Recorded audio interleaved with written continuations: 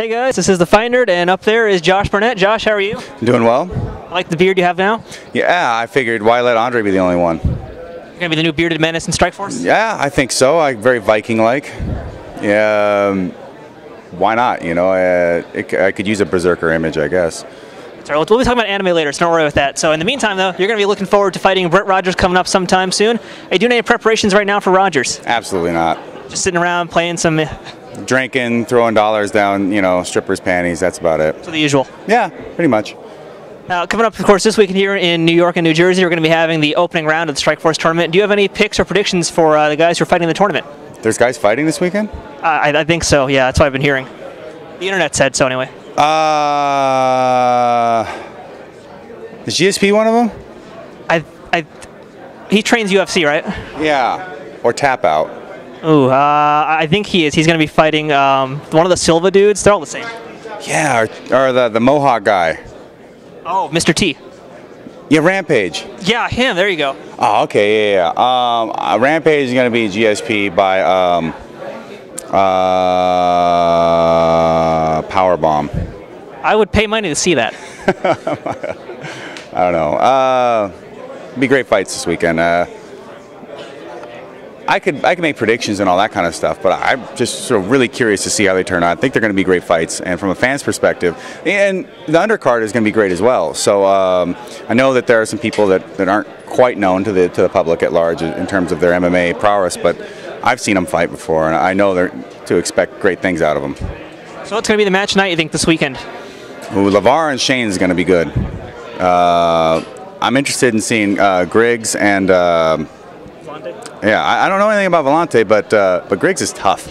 I mean, he's fought up a bunch of times against guys that were supposed to kick the crap out of him, and actually did kick the crap out of him for a good portion of the fight. But he always came back and beat the crap out of them, or caught him, submitted him, or whatever. So since IFL, I remember watching him beat my buddy John Marsh, just going, wow, who the hell is this guy? And of course, I want to see the winner of the fight between Arlovsky and Karatanov. You got the two Russian Sambo guys that box. But even still, they box in a completely different style. Be interesting to see how that plays out. And Fyodor Bigfoot, I'm just going to be sitting there, cheering my friend on. I interviewed Dana White recently, which a lot of people have seen, hopefully. And yeah, exactly. And Dana, I'd asked about you, in fact, about what he thought about you passing any drug tests and if you'd be fighting in the UFC again. He basically said you weren't going to pass the test, and that's why you're not ever going to be back in the UFC. Do you have any response to those comments? Oh, no, I'll definitely pass the test. Dana White's stature has changed quite a bit over the years from a boxer size instructor. I don't think it's all been all the Doritos eating, beer drinking, and pretending to be a fighter that's put so much weight on him either. I'd be interested to see Dana White pass some drug tests. I think that Rogan has backfired on him. Yeah, a little bit. His hairline is quite receded, isn't it? Yeah, his shoulders got quite a bit bigger, kind of wider, prone to angry outbursts. Huh. Josh Barnett, do you want to be a fighter? I don't know. I mean, God, that's the toughest guy in the world. I should definitely heed what he has to say about being a fighter. But I just hope that as much as anyone can say to get under his skin or get him to say something that is completely obnoxious, and yeah, I'll pass every test. I've already passed tests since then. I've passed tests before then. If he wants, I can come pee in his mouth and he can tell me if he can taste any Dianabol on it or anything like that. That's just too far, Josh. I don't know. He might swing that way. You never know. He's so manly and hetero. Maybe he wants to get real Spartan about things. I'm just going to stop right there. All right. So in the meantime, I want to ask you a little bit about Japanese MMA, because there is talk about the Strikeforce tournament going overseas to Japan, and of course you fought plenty of times in Japan: Pride, Dream, K1. So what do you think right now about the current financial situation over there with FEG and K1 and Dream? It's depressing, very much so.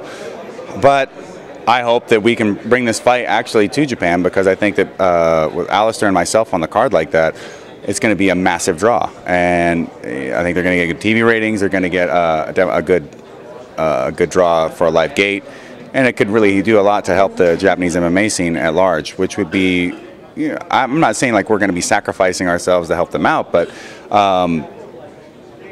it's important that it exists. And if, K1 or FEG or what have you, the major players, if they collapse, there's going to be small organizations still, but we need more opportunities and more options, because on a simple level, like someone's locked up in this organization, someone's locked up in that organization. Well, they didn't see this guy, so someone goes out there and picks him up, and all of a sudden, boom, you just found the new talent. Now, why do you think Japanese MMA is floundering, and what can be done to actually help reinvigorate it? Probably a good deep shiatsu massage or something like that, or some reflexology. Maybe that could help to rejuvenate it. Or one of those little ukan chikara drinks, something like that.